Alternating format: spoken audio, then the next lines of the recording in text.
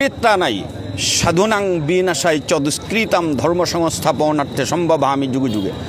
মহাপুৰুষসকল ডাঙৰ ডাঙৰ মানুহসকল যিদৰে যুগে যুগে আহে আৰু মানুহক পথ প্ৰদৰ্শক হয় মানুহৰ, ঠিক সেইদৰে জুবিন গাৰ্গো আমি দেখিছিলোঁ সহজভাৱে মানুহৰ লগত কথা পাতিছিল। ঠেলাৱালা, ৰিক্সাৱালা, গৰীব, দুখীয়া, নিচলা, পাগলা এনেকুৱা মানুহবোৰৰ লগত সহায় কৰিছিল।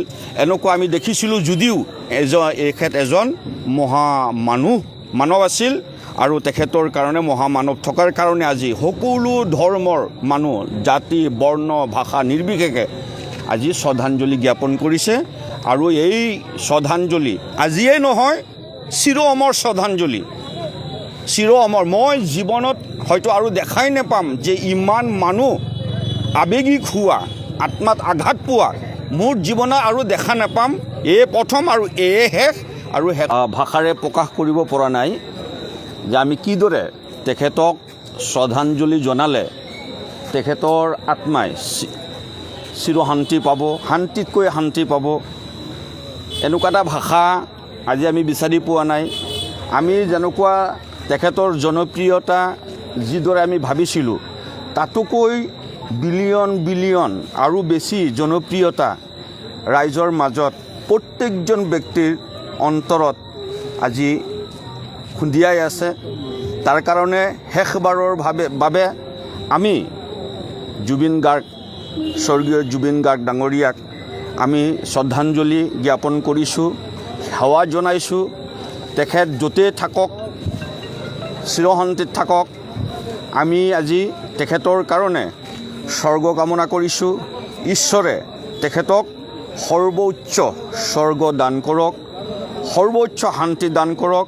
আমি আৰু এটুকৈ কোনো ভাষাই আমি ক'ব নোৱাৰিম, কোনো ভাষাৰে আমি প্ৰকাশ কৰিব নোৱাৰিম। কোনো কবিও যেন আজি তেখেতৰ কাৰণে শ্ৰদ্ধাঞ্জলি জনাবৰ কাৰণে গৈ তেখেতৰ ভাষা শেষ হৈ যাব, এনেকুৱা এটা ভাৱ অনুমান হৈছে, মনত ভাৱ আহিছে। আজি আমি ইয়াত বঙালমৰা থানা তিনিআলিত গোটেই যুৱকসকল একগোট হৈ আজি শ্ৰদ্ধাঞ্জলি জ্ঞাপন কৰিছোঁ আৰু তেখেতৰ পৰিয়ালবৰ্গক সমবেদনা জ্ঞাপন কৰিছোঁ। এই পৰিয়াল যাতে, গাঁওৰক্ষী বাহিনী আমাৰ লগত আছে, আমাৰ লগত আৰু অন্যান্য প্ৰশাসনৰ বিষয়াসকলো আমাৰ ইয়াত আছে। তেখেতসকলেও আজি শ্ৰদ্ধাঞ্জলি জনাবৰ কাৰণে আহিছে। আমি অন্তিমবাৰলৈ জুবিন গাৰ্গৰ বিষয় লৈ পেলাই মোৰ দৰে এজন, মই ভাবোঁ যে মই মূৰ্খই হৈ যাম তেখেতৰ বিষয় লৈ পেলাই মই ক'বলৈ যোৱাত। মই ক'ব নোৱাৰিম যে সেইকাৰণে মই মূৰ্খই হৈ যাম। ইমান জনপ্ৰিয়তা, ইমান ৰাইজৰ মাজত মানুহৰ আত্মাত ইমান আঘাত সানিছে এই কথাটোৱে।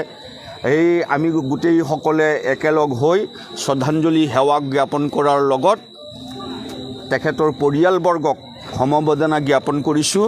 তেখেত আমাৰ মাজত অমৰ হৈ থাকিব, সদায় অমৰ হৈ থাকিব। আৰু তেখেতৰ কাৰণে যিবিলাক হ'ব, মই ভাবোঁ আমি গুৱাহাটীলৈ যাওঁতে, ক'ৰবাত যাওঁতে যাতে আমি এইটো দেখা পাওঁ ক'ৰবাত যে অভাৰ ব্ৰিজ বা কিবা ব্ৰিজ বনাইছে, তাত যে দেখা পাওঁ যে জুবিন গাৰ্গ সেইটো জুবিন গাৰ্গ বা জুবিন গাৰ্গৰ স্মৃতিবোৰ আমি যাতে দেখা পাওঁ।